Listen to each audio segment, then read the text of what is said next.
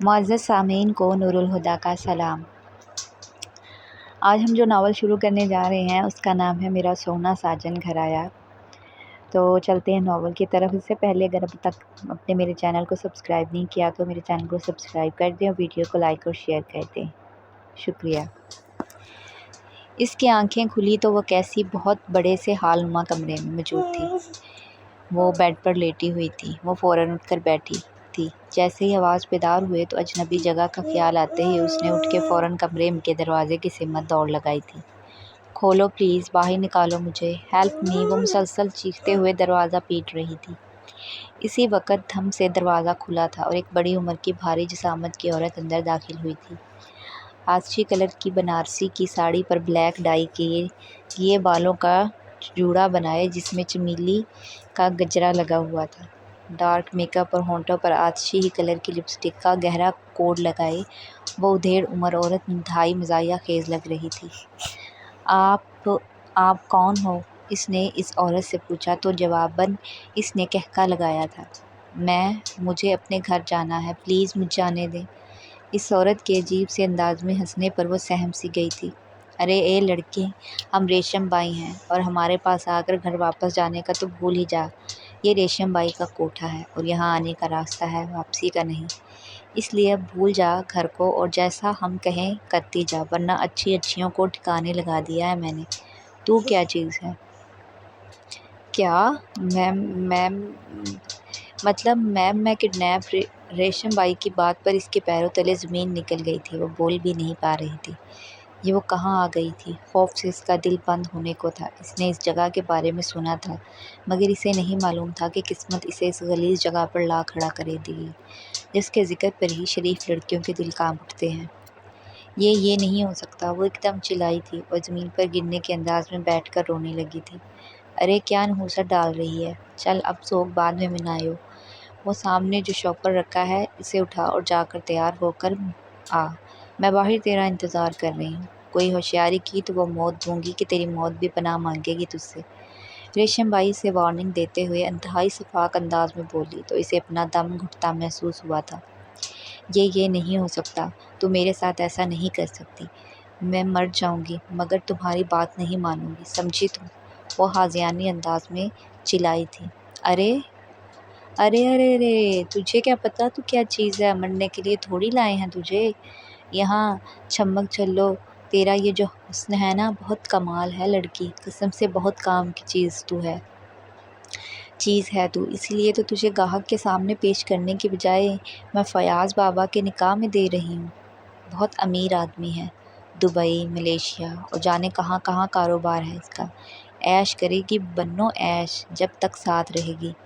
ریشم بائی کی بکواس پر اس نے خونخوار نظروں سے اسے گھورا تھا اور وہاں سے بھاگنے کو قدم بڑھائے تھے۔ میں کبھی تمہیں تمہارے ارادوں میں کامیاب نہیں ہونے دوں گی، سمجھے تم، گھٹیا عورت۔ اس نے غرار کر کہا تو ریشم بائی نے اسے بالوں سے پکڑ کر اپنے سامنے کھڑا کیا تھا۔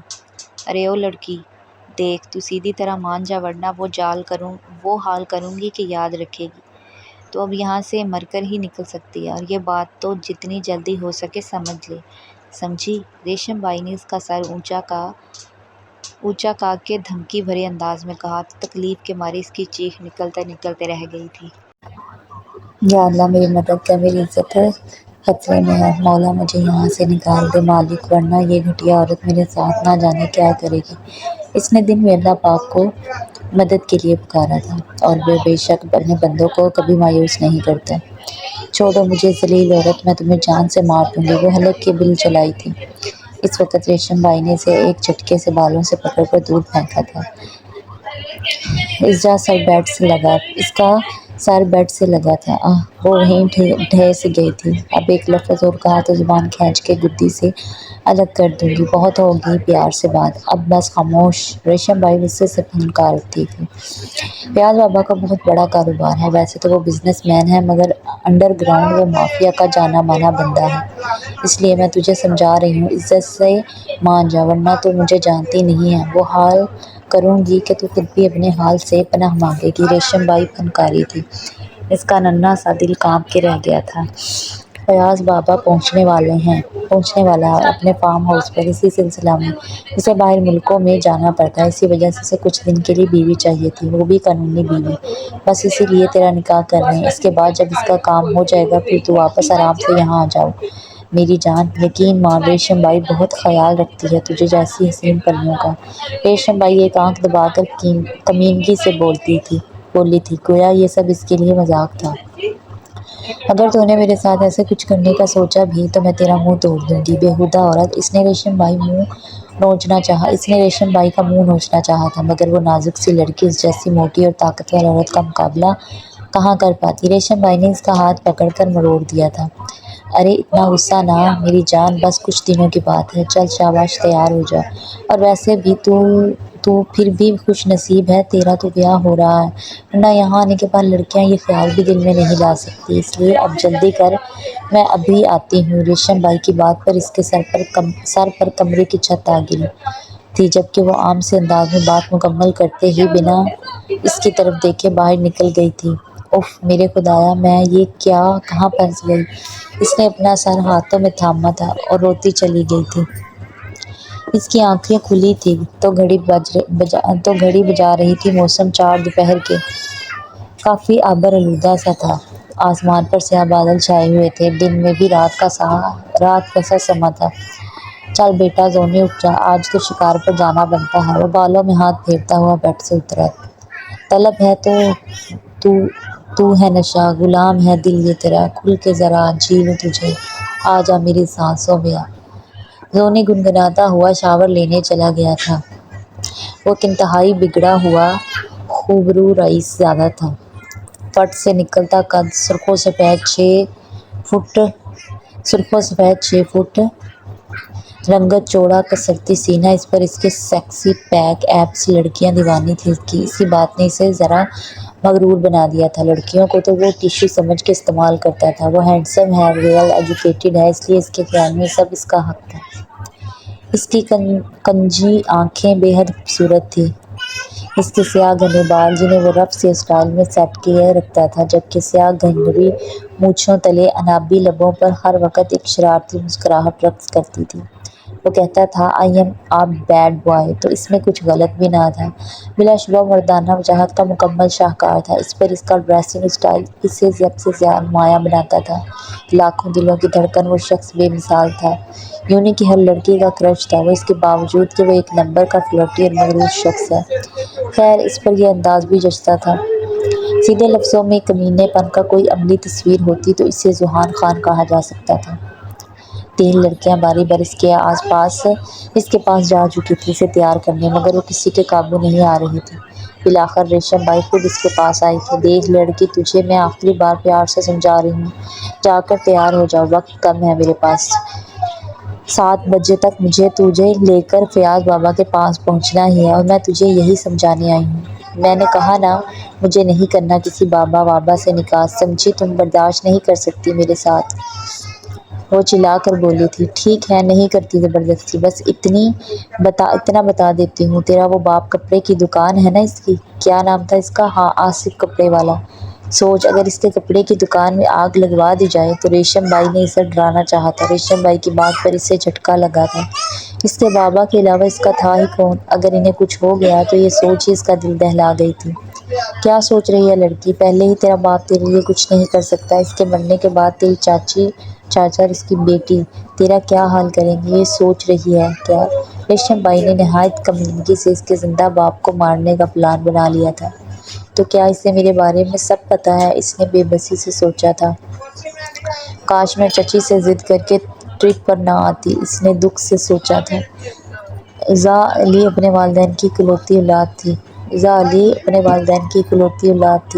وہ ایک بے حد حسین لڑکی تھی، سفید دودھیا رنگت، ملائی جیسی ملائم جلد، شہد رنگ کے کمر تک آتے لمبے بال، بڑی بڑی ہیزل بلو کلر کی آنکھیں، لمبی مڑی ہوئی پلکیں، تیکھی چھوٹی سی ناک، بھرے بھرے قدرتی گلابی ہونٹ جس کے نیچے تل تھا، لمبی سراہی دار گردن۔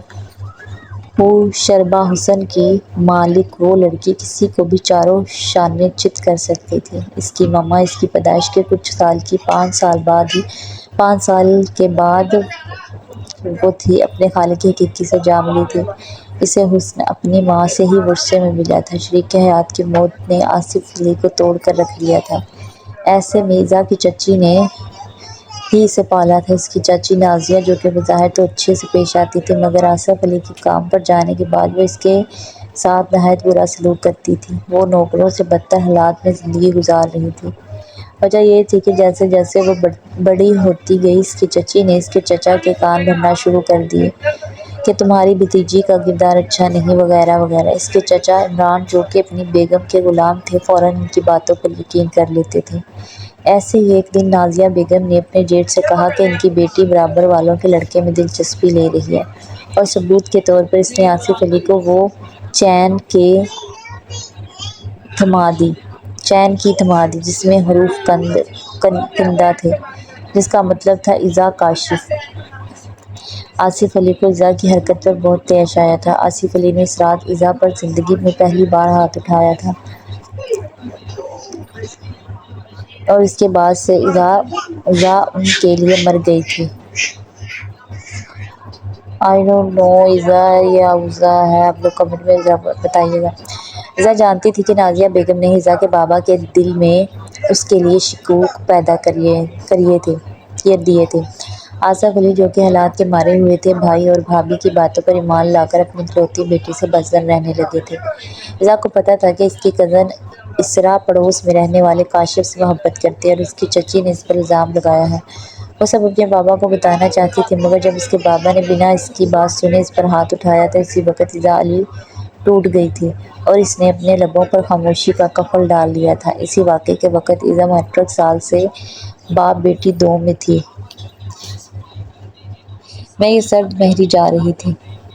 سرد مہری دونوں میں بات نہ ہونے کے برابر تھی، یہاں تک کہ ایذا اب 19 سال کی تھی اور سیکنڈ ایئر میں آ چکی تھی، مگر آصف علی کا رویہ آج بھی اس سے اجنبی ہی تھا۔ اس دن کے بعد سے نازیہ بیگم نے ایذا کے ساتھ اور بھی برا رویہ اختیار کر لیا تھا، مگر ایذا اپنے بابا سے بہت پیار کرتی تھی، اسی لیے چچی نازیہ اور ان کی بیٹی، جو کہ ایذا کی ہی ہم عمر تھی، ان دونوں کا حد تک امیز رویہ اور ظالمانہ سلوک کا ذکر تک آصف علی سے نہ کرتی تھی۔ کچھ دن پہلے وہ کالج میں ڈسٹرکٹ لیول پر ہونے والی اسپیچ کا کمپٹیشن میں 5,000 کیش پرائز جیتی تھی۔ 2,000 اس نے ان پیسوں میں سے نازیہ کو دے کر مشکل اس سے ٹرپ کی اجازت لی تھی۔ نازیہ، جو کہ سدا کی لالچی عورت تھی، اسے صرف پیسوں سے غرض تھا، فوراً مان گئی تھی اور اسے اجازت دے دی تھی۔ اسی رات ایذا نے خوشی خوشی جو چند گرم کپڑے اس کے پاس تھے انہیں بیگ میں ڈال کر اپنی پیکنگ کی تھی، اور اگلی صبح 8 بجے ہی وہ کالج وین میں بیٹھ کر کالج کے لیے نکلی تھی۔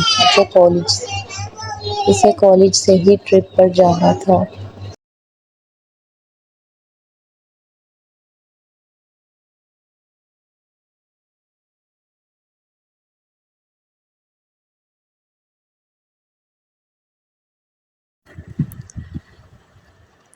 Stop please help. وہ لڑکی اچانک سے اس کی مرسڈیز کے سامنے آئی تھی۔ اس نے ایک جھٹکے سے بریک لگا کر گاڑی روکی تھی اور غصے سے مرسڈیز سے باہر نکل کر اس کے پاس آیا تھا۔ ہے یو بلائڈنگ گرل، تم! اس کے لفظ زبان پر ہی رہ گئے تھے۔ ریڈ کلر کے لہنگے میں سجی سنوری وہ لڑکی گویا چلتی پھرتی قیامت تھی۔ پلیز میری ہیلپ کریں، میرے پیچھے کچھ لوگ لگے ہوئے ہیں، وہ میری شادی زبردستی ایک گنڈے سے کروا رہے ہیں۔ وہ مسلسل ایک سانس میں ہی بولے جا رہی تھی اور وہ صرف اسے دیکھا جا رہا تھا۔ آپ سن رہے ہیں نا، پلیز میری مدد کر دیں۔ ایذا نے اسے خاموش کھڑا دیکھ کر پوچھا تھا۔ یا میں سن رہا ہوں۔ ذوحان خان ایک دم ہوش میں آیا تھا۔ یہ نہیں تھا کہ اس نے حسن نہیں دیکھا تھا، وہ خود ایک 26 سالہ ہینڈسم مرد تھا اور اس کی زندگی میں ہزاروں حسین سے حسین لڑکیاں تھیں، لیکن اس کی طرف بڑھتی تھی۔ اس کے بہت سے افیئرز رہ چکے تھے، پر کسی لڑکی نے اسے اس طرح اٹریکٹ نہیں کیا تھا۔ اس کی نظر میں پسند، پیار، محبت جیسے لفظوں کی کوئی جگہ نہ تھی، مگر اس لڑکی میں کچھ تو خاص تھا کہ ذوحان خان اسے دیکھ کر مدہوش ہو گیا تھا۔ اس صحرا کا پہلا وار ہی اس کے دل پر ہوا تھا، جس سے وہ خود بے خبر تھا۔ وہ دلہن کے لباس میں سہمی ہوئی سی کھڑی ذوحان کے لیے سراپا امتحان تھی۔ وہ یک ٹک اسے دیکھ رہا تھا، جبکہ ایذا اس کی نظروں سے غائب سی ہو رہی تھی۔ بے اختیار وہ اس کی جانب بڑھا تھا۔ ایذا گھبرا کر 2 قدم پیچھے ہٹی تھی۔ کون ہو تم؟ ذوحان اب اس کے سامنے کھڑا اس سے پوچھ رہا تھا۔ میں وہ ایذا سے مارے خوف کے بولا بھی نہیں جا رہا تھا۔ وہاں دیکھو، وہاں گئی ہوگی وہ لڑکی، ایک آدمی کی کراخت سے آواز میں ایذا ڈر کے ذوحان کے جانب بڑھی تھی۔ پلیز پلیز میری مدد کریں، یہ لوگ میرے پیچھے پڑے ہوئے ہیں۔ میں ایذا کی بات پوری بھی نہ ہو پائی تھی کہ ذوحان نے اس کا ہاتھ تھاما تھا اور اسے لے کر کھینچنے کے انداز میں کار کی جانب بڑھنے لگا تھا۔ یہ کہ ایذا نے گھبرا کر اس کی جانب دیکھا تھا اور وہیں رک گئی تھی۔ واٹ؟ ہیلپ مانگی ہے نا؟ چلو اب منہ کیا دیکھ رہی ہو؟ ذوحان پلٹا تو اس کا لہجہ سرد سا تھا، مگر وہ میرا ہاتھ ایذا ٹس سے مس نہ ہوئی تھی۔ ہاں یوں اگر چلنا ہے تو چلو، ورنہ رہو یہیں، میرے پاس ٹائم نہیں ہے تمہاری یہ فضول کے نخرے برداشت کرنے کا، ذوحان چڑ کر بولا تھا۔ میں چھپ رہی ہوں، میرا ہاتھ چھوڑیں، ایذا نے ڈرتے ڈرتے کہا تھا، گویا وہ اس کی مدد کرنے سے انکار نہ کر دے۔ اوکے چھوڑ دیا نا، ناؤ کم ود می، وہ لوگ آ جائیں گے ورنہ، ذوحان نے اب کہ ذرا نرمی سے کہا تو ایذا اس کے ساتھ چل دی تھی۔ ایذا پریوں سے حسن کی مالک تھی تو ذوحان بھی کسی انگلش فلم کے ہیرو سے کم نہ تھا، مگر ذوحان کو یہ لڑکی بے حد بھا گئی تھی۔ وہ سدا کا عاشق مزاج اور حسن پرست، اسے کیسے نہ ایذا کی خوبصورتی اٹریکٹ کرتی۔ یا اللہ، میں نے اس انجان انسان پر بھروسہ نہیں کیا، میں نے تجھ پر بھروسہ کر کے اس سے مدد لی ہے، میری عزت کی حفاظت فرمانا مالک۔ ایذا نے دل میں اللہ سے دعا کی تھی اور وہ اس کے ساتھ کار میں بیٹھی تھی۔ اس کی کار چترال کی سڑک پر رواں دواں تھی، ہر طرف بادل چھائے ہوئے تھے، گویا کبھی بھی برس پڑیں گے۔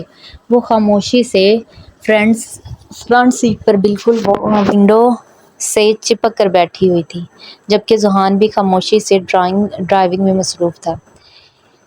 ہے یو لسن، ذوحان کو اس کا نام تو معلوم نہ تھا، اس لیے اس نے ایذا کو اپنے ہی انداز میں اسے مخاطب کیا تھا۔ جی ایذا، جو کہ سوچوں میں غلطاں تھی، اس کی آواز پر چونک کر اس کی جانب متوجہ ہوئی تھی۔ What's your name? ذوحان نے گاڑی ایک جھٹکے سے روکی تھی اور اس کے دلکش چہرے کو نظروں کی گرفت میں لیتے ہوئے اس سے اس کا نام پوچھا تھا۔ اس وقت ایذا کا سر ڈیش بورڈ سے ٹکرایا تھا اور ایذا کا ہاتھ لگنے کی وجہ سے میوزک پلیئر آن ہو چکا تھا۔ ذرا ذرا بہکتا ہے مہکتا ہے آج تو میرا تن بدن، میں پیاسی ہوں، مجھے بھر لے اپنی باہوں میں۔ اس قدر بولڈ سانگ پر ایذا کا سر شرم سے جھک سا گیا تھا، جبکہ ذوحان کا کوئی فرق نہیں پڑا تھا، وہ مزے سے اب سنگر کے ساتھ ساتھ گنگنا رہا تھا۔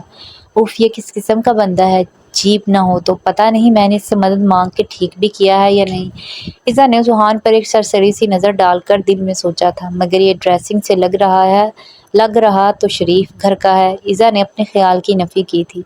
اسے سوچوں میں الجھا دیکھ ذوحان نے اپنے سوال کا جواب نہ ملنے پر سانگ کا والیوم انکریز کیا تھا۔ پلیز اسے بند کر دیں، ایذا نے بالآخر اسے کہہ ہی دیا تھا۔ ذوحان نے ایک نظر اس کے سجے سورے روپ پر ڈالی تھی اور کچھ سوچ کر میوزک پلیئر آف کر دیا تھا۔ اوکے اب بتاؤ بھی، ذوحان نے اب ڈرائیونگ کرتے ہوئے اپنے سوال دہرایا تھا۔ کیا؟ ایذا نے غائب دماغی سے پوچھا تو ذوحان کا دل چاہا اس خوبصورت حسینہ کو ابھی اٹھا کر گاڑی سے باہر پھینک دے۔ نام کیا ہے تمہارا؟ ذوحان نے سر جھٹک کر پھر سے سوال کیا تھا۔ ایذا نے اس کی نظروں سے کنفیوز ہوتے ہوئے یک لفظی جواب دیا تھا۔ ایذا، یہ کیسا نام ہے؟ ذوحان نے اس کا نام زیر لب بڑبڑایا تھا۔ خیر نام تمہارا جو بھی ہو سویٹ ہارٹ، اب یہ بتاؤ جانا کہاں ہے؟ ذوحان نے اب اس کی جانب بے باکی سے دیکھتے ہوئے ذو معنی انداز میں پوچھا تھا۔ اس انداز میں ایذا کو خطرے کی گھنٹی اپنے ارد گرد بجتی محسوس ہوئی تھی۔ یہ کیا ہے؟ یہ کیا بےہودگی ہے مسٹر؟ اس کے طرز خطاب پر ایذا بھڑک اٹھی تھی۔ ہا ہا ہا ہا ہا، یہ پہلی بات میرا نام ذوحان ہے اینڈ خوبصورت لڑکیاں مجھے زونی کہہ کر بلاتی ہیں، اور دوسری بات ابھی تو میں نے کچھ کیا ہی نہیں ہے سویٹی، تم اتنا بھڑک کیوں رہی ہو؟ ذوحان نے آگے بڑھ کر اس کا نازک مرمری ہاتھ اپنے ہاتھ میں لے کر ایک ادا سے پوچھا تھا۔ دور رہو مجھ سے، واہیات انسان، ورنہ ایذا اپنا ہاتھ اس کی مردانہ گرفت سے آزاد کرتے ہوئے گرائی تھی۔ اوہ تو بڑی سستی ساوتری بن رہی ہو، جب اتنی ہی پاک باز ہو تو گھر سے بھاگی ہی کیوں تھی ہاں؟ ذوحان نے طنز بھرے انداز میں پوچھا تھا۔ ایذا نے نفرت سے اسے خوبرو شخص کی جانب دیکھا تھا جو کہ بلا شبہ مردانہ وجاہت کا شاہکار تھا۔ ذوحان جو کہ بلو جینز میں بلیک لیدر کی جیکٹ اور وائٹ شرٹ پہنے، بالوں کو جیل سے سیٹ کیے، بے پناہ وجیح اور سحر کن شخصیت کا مالک تھا، مگر انداز سے اتنا ہی بھیانک جس کا صرف ظاہر خوبصورت تھا۔ ایزا کو سمجھ آ چکا تھا کہ وہ بھی باقی مردوں جیسا ہی تھا۔ ایزا کو آج دنیا کے ہر مرد سے نفرت محسوس ہوئی تھی۔ آئی نو میں ہینڈسم ہوں بیبی، پر اس طرح دیکھنے کے بجائے میرے ساتھ چلو آرام سے، پھر جی بھر کے دیکھ لینا ساری رات۔ ذوحان نے اس کے گال تھپ تھپائے ہوئے شریر انداز میں کہا تو اس کے اس قدر بے باک گفتگو پر ایزا کے رخسار دہک اٹھے تھے۔ اس کی اس فضول گوئی پر وہ بتک کر پیچھے ہٹی تو ذوحان کا قہقہ جاندار تھا۔ تم انتہائی گھٹیا انسان ہو۔ ایزا نے غصے سے اس کی جانب دیکھا۔ کار کا ڈور اوپن کرنے کی کوشش کی تھی۔ ذوحان نے اس کے ایک جھٹکے سے کھینچ کر خود سے قریب کیا تھا۔ یہ تو لفٹ مانگنے سے پہلے سوچنا چاہیے تھا نا جانم، ذوحان نے مسکراتے ہوئے اسے جواب دیا تھا۔ چھوڑو مجھے جنگلی انسان، ایزا نے بھرپور مزاحمت کرتے ہوئے اسے خود سے دور کرنا چاہا تھا۔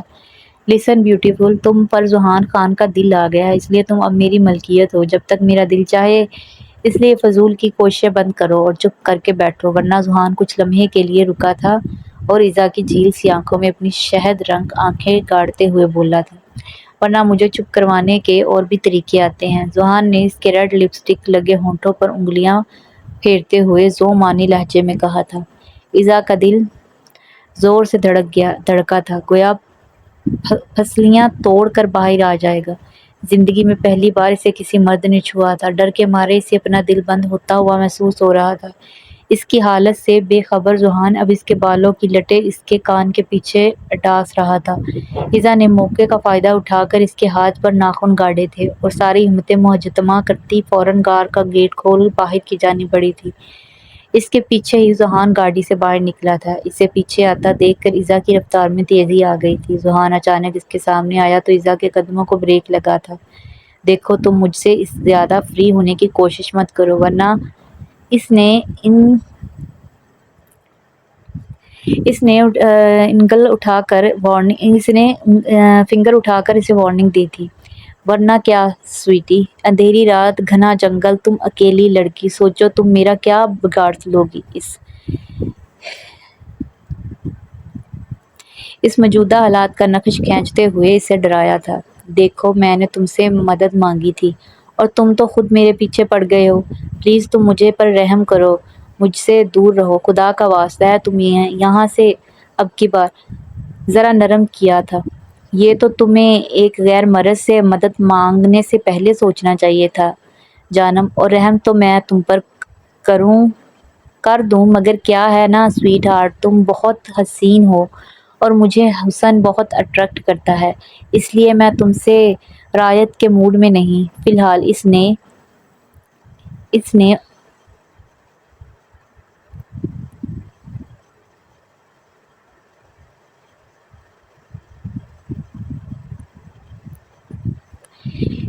نے اپنے مخصوص لاپرواہ انداز میں کہتے ہوئے گویا اس کا خون خشک کر دیا تھا۔ تم انتہائی گھٹیا انسان ہو، وہ چلائی تھی۔ ہاں، اس کا اندازہ تمہیں آج رات ہو جائے گا، وہ ذو معنی انداز میں کہتا اسے سخت زہر لگ رہا تھا، مگر میں تمہیں تمہارے ارادوں میں کامیاب نہیں ہونے دوں گی، سمجھے تم؟ اس نے کہتے ہی دوڑ لگا دی۔ وہ تھوڑی ہی دور بھاگی تھی کہ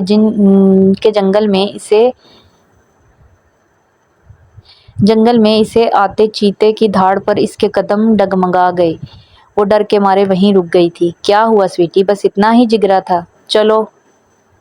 چلو ہری اب واپس آ جاؤ۔ اس کی آواز پر اسے ہوش آیا تھا۔ وہ اس سے کچھ ہی فاصلے پر تھا۔ اس سے پہلے کہ وہ آگے بڑھتا آسمان پر زور سے بادل گرجے تھے اور دیکھتے ہی دیکھتے موسلا دھار بارش شروع ہو چکی تھی۔ مارے خوف کے اس نے پھر سے بھاگنے کو قدم اٹھایا تھا کہ کسی نے ایک جھٹکے سے اس کے بازو سے پکڑ کر کھینچا تھا۔ وہ کسی موم کی گڑیا کی طرح وہ اس کے چوڑے سینے سے آ لگی تھی۔ اس نے اس کے گرد اپنی مضبوط باہوں کا انحصار تنگ کیا تھا۔ چھوڑو مجھے، وہ چلائی تھی۔ خاموش، اس نے تمغیر لہجے میں اس کے کان میں سرگوشی کی تھی۔ وہ اس کی مضبوط مردانہ گرفت میں کھسمسا کر رہ گئی تھی۔ تم کون ہو؟ چھوڑو اسے، یہ ہمارا شکار ہے۔ اس رقص سے مردانہ آواز پر ایزا کی خود کو اس سے بچانے کی کوشش دم توڑ گئی تھی۔ ذوحان نے اسے اپنی باہوں سے آزاد کر کے اپنے ساتھ کھڑا کیا تھا۔ ایک تو اتنی تیز بارش، اوپر سے موجودہ حالات کا خوف۔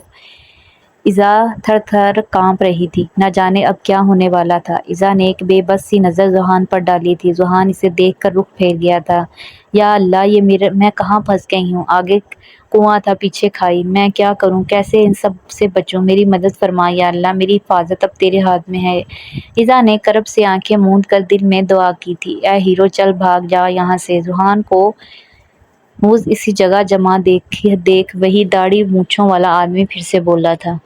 ذوحان کو ہنوز اسی جگہ پر، ہاں، یوں تم نے ہیرو بول ہی دیا ہے تو اب مجھے ہیرو پنتی تو دکھانی ہی پڑے گی نا، ورنہ تمہیں برا لگ جائے گا۔ کیوں ڈارلنگ؟ ذوحان نے کہتے ہوئے ایزا کے کمر کے گرد ہاتھ ڈال کر اسے اپنے قریب کیا تھا۔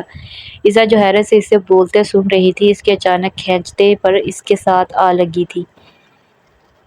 ابے او، زیادہ شان پنتی نہیں کریو میرے سے، ورنہ یہ گاڑ دوں گا تنے، ایک آدمی چلا کے بولا تھا۔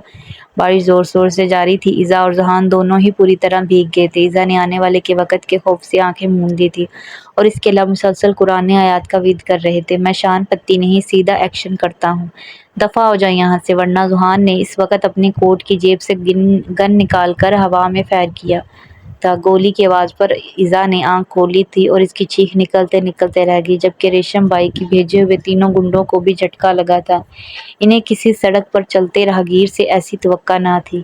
اب بھی ہوائی فائر تھا، اگلی گولی تیرے سینے میں اتار دوں گا، ذوحان نے کہتے ہی سامنے گن کی تو وہ تینوں آدمی جو کہ جان بچا کر بھاگنے لگے تھے، کہ ذوحان کی آواز پر رکے تھے۔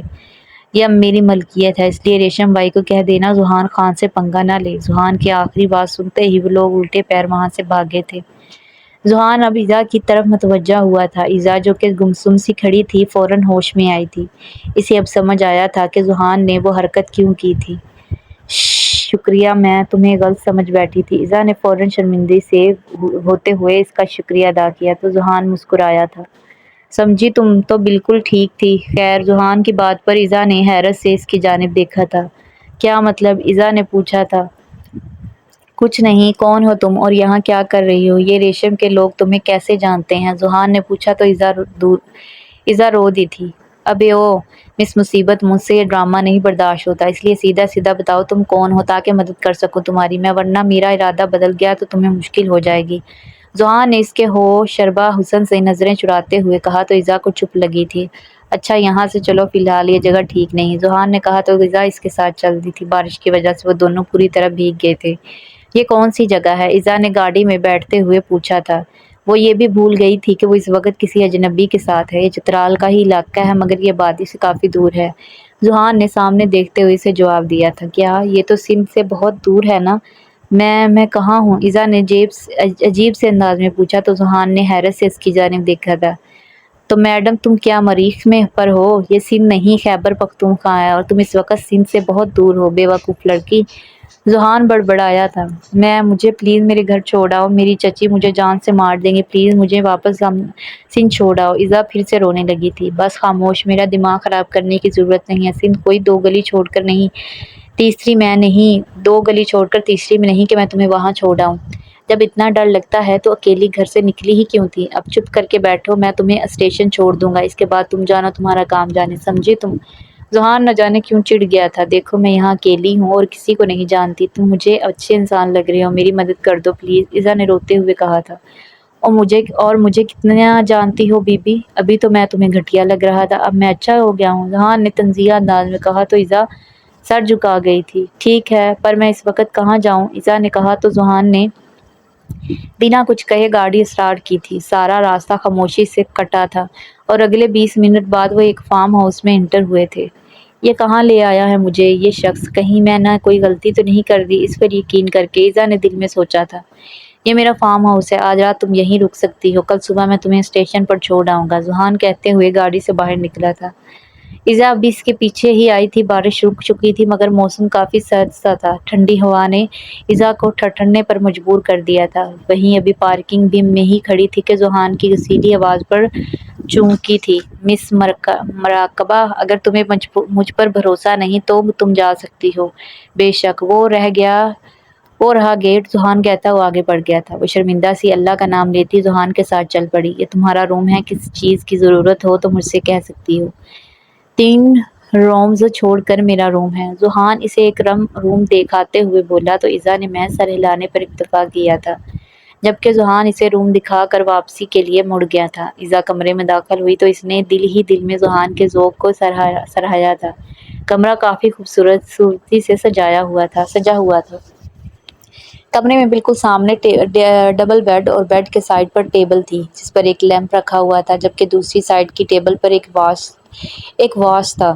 بیڈ کے دائیں جانب ایک گلاس ونڈو تھی جس سے باہر کا منظر صاف نظر آتا تھا، جبکہ بیڈ کے بائیں جانب دیوار گیئر کپ بورڈ تھا، ساتھ ہی ڈریسنگ ٹیبل تھی۔ یہ ایک کلرفل سا تھیم والا روم تھا۔ روم میں چھوٹی چھوٹی خوبصورت پینٹنگز بھی لگی ہوئی تھی جس سے روم کی خوبصورتی میں اضافہ ہو گیا تھا۔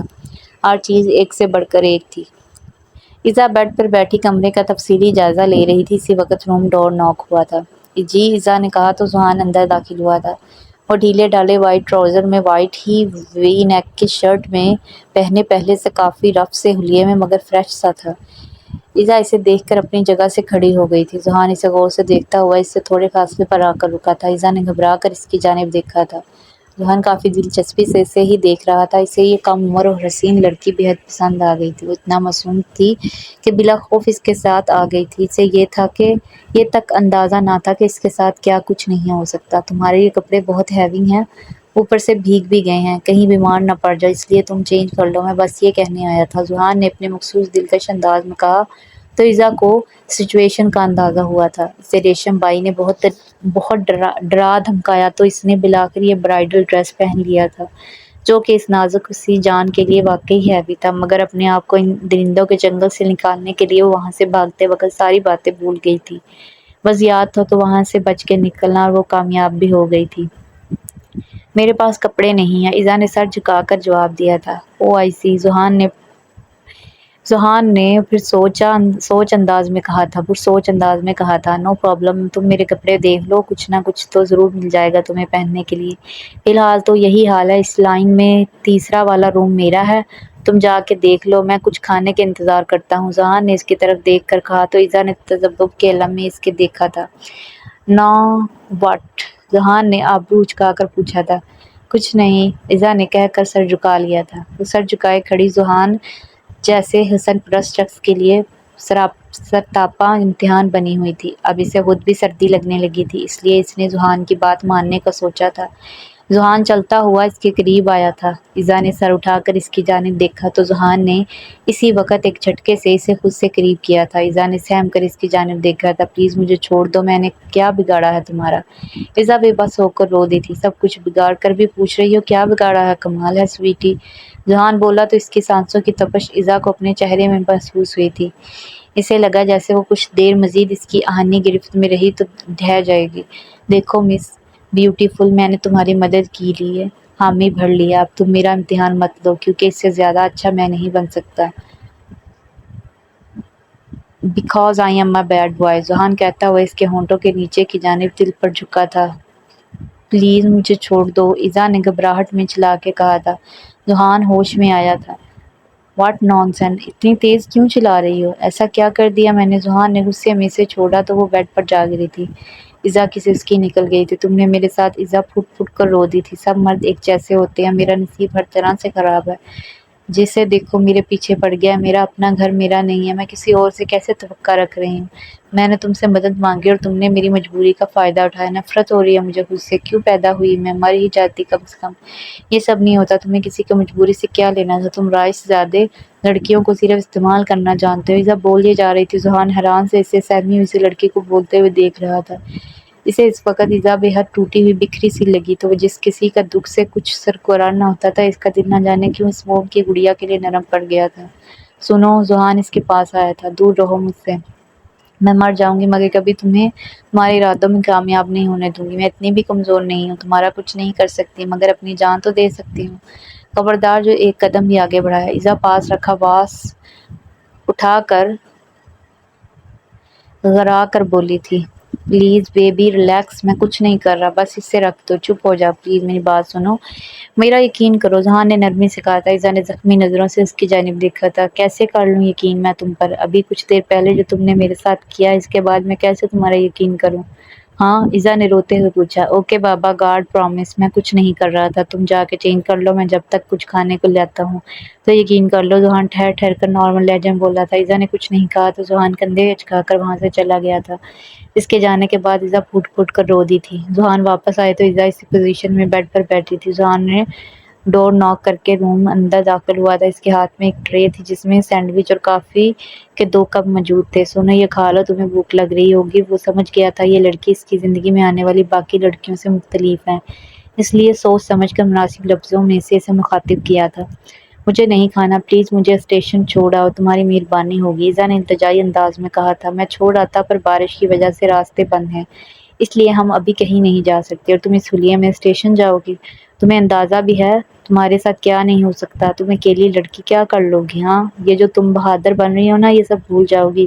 باہر نکلتی ایک سے بڑھ کر ایک شکاری گھوم رہے ہیں باہر، بس موقع ملنے کی دیر ہے بی جی، اور تم کچھ نہیں کر سکو گی۔ ذہان نے اس پر ایک تلخ حقیقت واضح کر دی تھی۔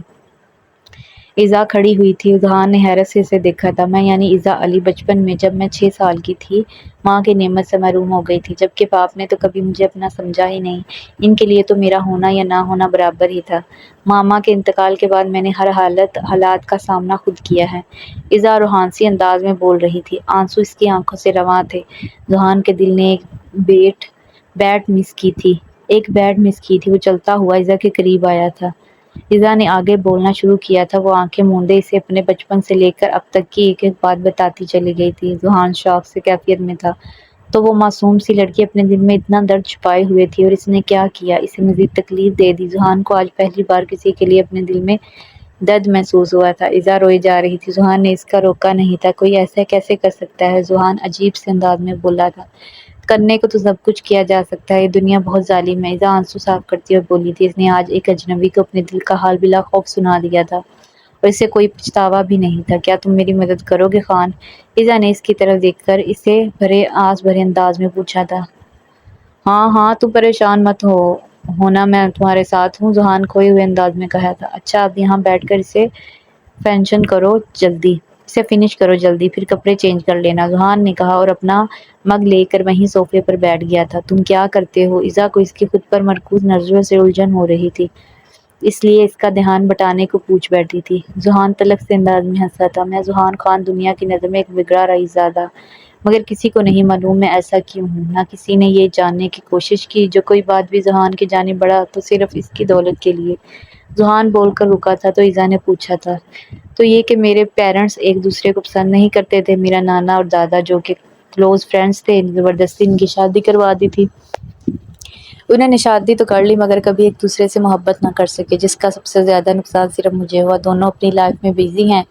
کہنے کو تو میں the great business man Salman Khan Afridi کا بیٹا ہوں، دنیا کی ہر آسائش ہے میرے پاس، مگر کوئی ایسا نہیں جو مجھے سمجھ سکے، مجھ سے بات محبت کرتا ہو۔ ذہان نے بھی نہ جانے کہ اپنے دل کا حال ایذا کو سنا ڈالا تھا، وہ سب کہہ دیا تھا جو وہ خود سے بھی نہیں کہہ پایا تھا۔ ایذا نے دکھ سے اس کی بات سنی تھی۔ ہے یو بیبی، کہاں کھو گئی؟ ذہان نے اس گم سے دیکھ کر اپنے مخصوص انداز میں پکارتے ہوئے اس کے سامنے چٹکی بجائی تھی۔ کہیں نہیں، بس ایسے ہی۔ اچھا، اب چلو میرے ساتھ۔ ذہان نے اس کا ہاتھ پکڑ کر اسے کھڑا کیا تو ایذا اسے روک نہ پائی تھی۔ کہاں لے جا رہے ہو مجھے تم؟ ایذا نے پوچھا تو ذہان نے اپنے سے قاتلانہ انداز میں مسکرایا تھا۔ اسی طرح مسکرانے پر ایذا کا دل زور سے دھڑکا تھا۔ اس نے دل میں اقرار کیا تھا، وہ شخص بہت شاندار ہے۔ ایذا ڈارلنگ، یو نو نا آئی ایم بیڈ بوائے، بس تمہیں اغوا کر کے لے جا رہا ہوں، ذہان ہلکے پھلکے شرارتی انداز میں بولا تو اتنے عرصے میں ایذا بھی پہلی بار مسکرائی تھی۔ ایذا، اب تم مجھ پر بھروسہ کر سکتی ہو، میں تمہارا بھروسہ نہیں توڑوں گا، وعدہ، ذہان چلتے چلتے بولا تو ایذا نے کوئی جواب نہ دیا تھا۔ اس وقت وہ ایک روم کے سامنے رکے تھے۔ ایذا نے ذہان کی طرف دیکھا تھا۔ ذہان اس کے ساتھ روم میں داخل ہوا تھا۔ روم میں بالکل سامنے ہی ڈبل بیڈ تھا، جس کے بالکل اوپر ہی ذہان کی اندراجہ تصویر لگی ہوئی تھی، جس پر وہ اپنے اسی قاتلانہ انداز میں مسکرا رہا تھا۔ روم میں دائیں جانب ایک پنچنگ بیگ اور ایک ایکسرسائز کا کچھ سامان تھا۔ روم کے اسی حصے کو جم کا سا لک دیا گیا تھا، جبکہ بائیں جانب کا بورڈ بنایا ہوا تھا۔ اس کے روم بے حد شاندار تھا۔ لو بھائی وہ رہا میرا کپ بورڈ، یہ نائی جانے واش روم میں، جو سمجھ آئے پہن لو۔ ذہان کہتے ہی خود بیڈ پر بیٹھ گیا تھا۔ ایزا نے کشمکش کی سی کیفیت میں کپ بورڈ کی جانب بڑھی تھی۔ اس کے کپڑوں کو یوں چھیڑنا ایزا کو عجیب سا لگ رہا تھا۔ وہ بھی پہننے کے لیے کچھ ڈھونڈ ہی رہی تھی کہ ذہان کا موبائل بجا تو اٹھ کر باہر چلا گیا تھا۔ اس کے جانے کے بعد ایزا نے اس کی ایک ریڈ کلر کی ٹائٹ سی شرٹ نکالی تھی جو کہ اسے لگا اسے ٹھیک آ جائے گی، جبکہ ساتھ ہی بلیک کلر کا ٹراؤزر نکالا تھا جو کہ اسے بمشکل ہی آنا تھا۔ وہ کپڑے لے کر واش روم کی جانب بڑھ گئی تھی۔ ذہان کے 4 دوست آ رہے تھے، اس کے منع کرنے کے باوجود وہ آ گئے تھے۔ ذہان اکیلا رہتا تھا اس لیے اکثر دوست اس کے ساتھ آ جاتے تھے، مگر آج ایزا بھی اس کے ساتھ موجود تھی، اس لیے کہ اب اس کی پکڑ لاحق ہوئی تھی۔ اس کے 4 دوست انتہائی اوباش قسم کے تھے، سگریٹ، شراب اور ہر قسم کی برائی ان میں پائی جاتی تھی۔ ذہان انہیں ڈرائنگ روم میں بٹھا کر اپنے روم کی جانب بڑھا تھا۔ ذہان روم میں انٹر ہوا تو اس کے قدم دروازے پر ہی تھم گئے۔ ایزا اس کی شرٹ پہنے، ٹراؤزر کو فولڈ کیے، گیلے بال ٹراؤزر میں ٹاول میں لپیٹے ہوئے آئینے کے سامنے کھڑی تھی۔ اس کی پشت ذہان کی طرف تھی۔ اسے آتا دیکھ وہ فوراً پلٹی تھی۔ ذہان محظوظ سا رہ گیا تھا، کیا کوئی اتنا حسین بھی ہو سکتا ہے؟ ذہان آہستہ آہستہ قدم اٹھاتا اس کی جانب بڑھا تھا، جبکہ ایزا کو اس کی نظروں کی تپش سے اپنا آپ جلتا ہوا محسوس ہو رہا تھا۔ اسے ذہان کے سامنے اس حلیے میں آنا عجیب لگ رہا تھا۔ اس نے بے گھبرا کر شرٹ کا گلا ٹھیک کیا تھا۔ واؤ سویٹ ہارٹ، یہ شرٹ تم تو بہت جچ رہی ہے۔ ذہان نے اسے اپنی نظروں کی گرفت لے کر کھلے دل سے تعریف کی تھی۔ ایزا نے کچھ کہنا چاہا تھا کہ ذہان نے اس کے ہونٹوں پر شہادت کی انگلی رکھی تھی۔ اس کے لمس سے ایزا کا رواں رواں دھک اٹھا تھا۔ وہ کرنٹ کھا کر پیچھے ہٹی تھی۔ ذہان پلیز، ایزا نے اس کی جانب دیکھ کر بامشکل کہا تھا۔ کیوں تم میرا ضبط آزما رہی ہو؟ ایزا یو نو نا I am bad boy, Zahan گمبھیر لہجے میں بولتا۔ ایزا کا دل دھڑک گیا تھا۔ No you are not bad boy, ایسا پوز کرتے ہو، بالکل بھی برے نہیں ہو، ایزا نے ہمت کر کے کہہ ہی دیا تھا۔ ذہان کو اس کا یوں کہنا لطف سا دے گیا تھا۔ اچھا تو یہ بات ہے، ذہان نے دوستانہ انداز میں پوچھا تھا۔ ایزا نے صرف اس بات میں سر ہلایا تھا۔ اچھا ٹھیک ہے، تم یہی سمجھ لو، اور میں صرف یہ کہنے آیا تھا تم یہیں رہو، باہر مت آنا، میرے کچھ دوست آئے ہیں، تم روم لاک کر لو، اگر نیند آئے تو بھلے یہیں سو جانا، میں شاید رات بھر باہر ہی رہوں، اور میں جب تک نہ کہوں ڈور مت کھولنا۔ ذہان نے اسے بچوں کی طرح سمجھایا تھا۔ ٹھیک ہے، ایزا نے کہا تو ذہان واپس کے لیے مڑا تھا۔ ایزا نے ایک گہرا سانس لیا تھا۔ ابھی وہ بیڈ کی جانب بڑھی تھی کہ ذہان واپس مڑا تھا اور اسے ایک جھٹکے سے خود سے قریب کیا تھا۔ یہ کیا کر رہے ہو تم؟ ایزا نے سہم کر اس کی جانب دیکھا تھا۔ کیا تھا یہ شخص، پل میں تولا پل میں ماشا، تمہیں پتہ ہے تم بہت حسین ہو اور معصوم بھی، ذہان نے اس کی آنکھوں میں دیکھتے ہوئے پوچھا تھا۔ ایزا کی پلکیں خود بخود جھک سی گئی تھی۔ ذہان نے دلچسپی سے یہ محبت کر دینے والا منظر دیکھا تھا۔ You know what, I am a bad boy, اور تمہاری یہ معصومیت ذہان کو بے چین کر گئی ہے سویٹ ہارٹ۔ ذہان اب اس کے کان میں سرگوشی کر رہا تھا۔ ایزا اس کے لفظوں سے پگھل رہی تھی۔ وہ محبتوں کی ترسی ہوئی لڑکی ذرا سی توجہ سے گھبرا سی گئی تھی۔ ذہان نے اسی وقت اس کے گیلے بال ٹاول سے آزاد کیے تھے۔ ایزا نے بے بسی سے آنکھیں موند لی تھی۔ ذہان اس کے بالوں میں ہاتھ پھیرتے ہوئے انہیں کان کے پیچھے کر رہا تھا۔ ایزا نے پھٹ سے آنکھیں کھولی تھی۔ ذہان پلیز ایسا مت کرو، ایزا روتے ہوئے بولی تھی۔ ذہان نے اسے خاموشی سے خود سے دور کیا تھا اور اس کی شرٹ کا کونا جو کہ کندھے سے ڈھلک رہا تھا اسے ٹھیک کیا تھا۔ ایزا کی پلکیں ہندوزہ سجدہ ریز تھی۔ اوکے ٹھیک، ٹیک اٹ ایزی، میں جا رہا ہوں، تم سو جاؤ، ذہان کہتے باہر کی جانب بڑھ گیا تھا، جبکہ ایزا وہیں بیڈ پر بیٹھ گئی تھی۔ کیا ہوا تم ذہان؟ ایزا نے آنکھیں بند کر کے اس کا تصور کیا تھا۔ اپنے دل سے پوچھ لو، تصور میں ہی ذہان نے جیسے اس کے سوال کا جواب دیا تھا۔ ایزا نے گھمگھرا کر آنکھیں کھولی تھی۔ اگر آپ کو یہ ناول پسند آیا ہے تو پلیز میرے چینل کو سبسکرائب کر دے، ویڈیو کو لائک اور شیئر کر دے تاکہ آنے والے ایپیسوڈ کا نوٹیفیکیشن آپ تک پہنچ سکے۔ تب تک کے لیے اللہ حافظ۔